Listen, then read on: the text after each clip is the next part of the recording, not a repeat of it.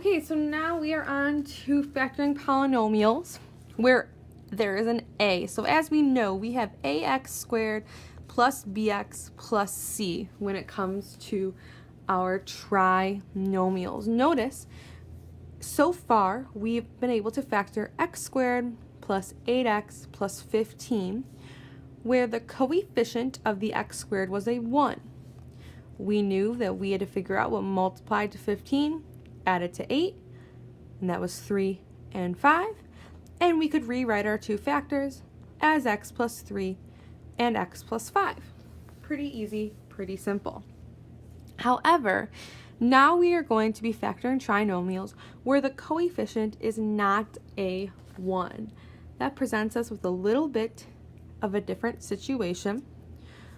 We are still going to start with the same process. We draw our x. A times c goes on top and b goes on the bottom. So the first thing I always like to do is identify what a, b, and c are. In this case, we know that a is equal to 3, b is equal to -2, and c is equal to -5. Therefore, a times c is -15, and b is -2.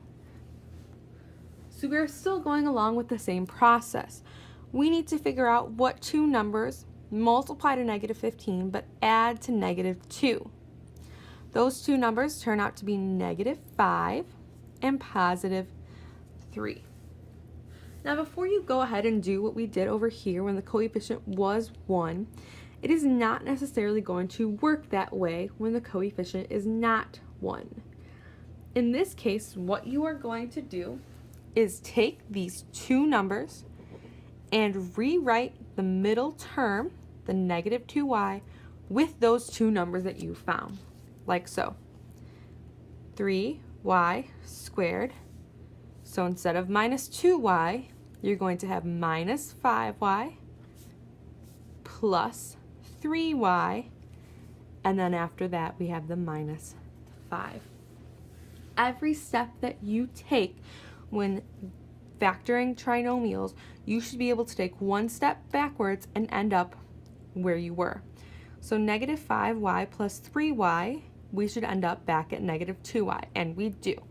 So now we know that we can go ahead and move forward from here.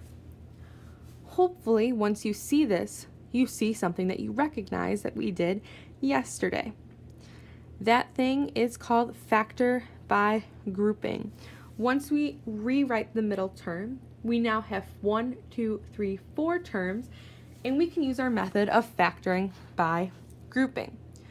When factoring by grouping, we take the first two and the second two terms. We say, what can we pull out of this first set of terms?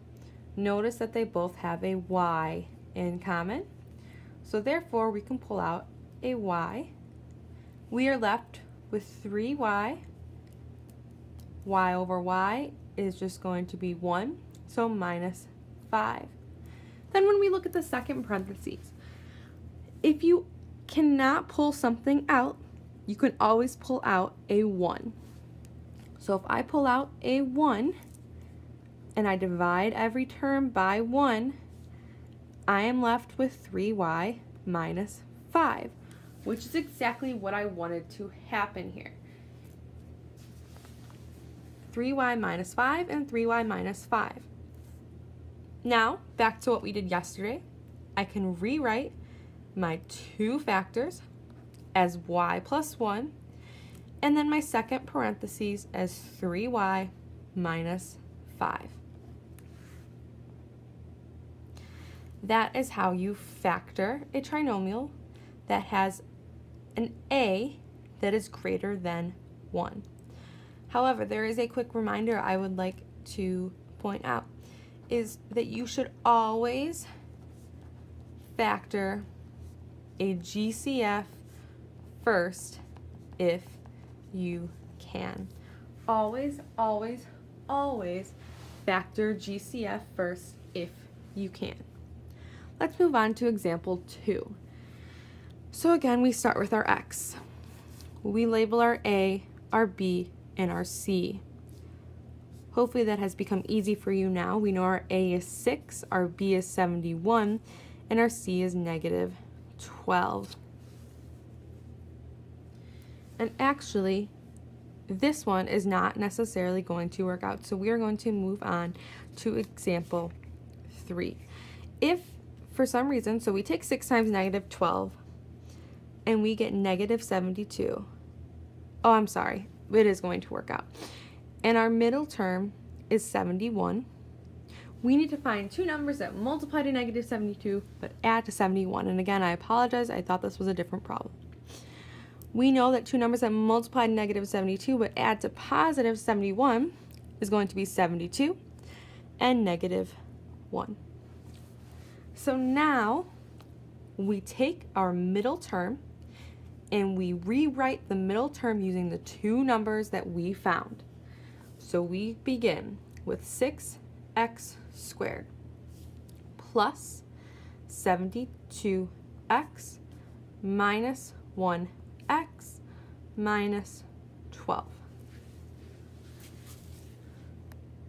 The good thing here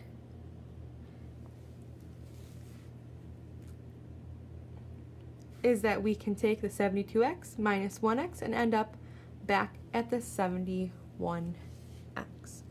So from here we now can factor by grouping. We have 4 terms.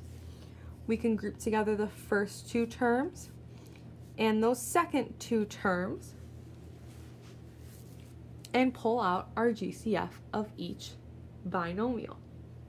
Looking at this first binomial, we see that we can pull out a 6 from the 6 and the 72.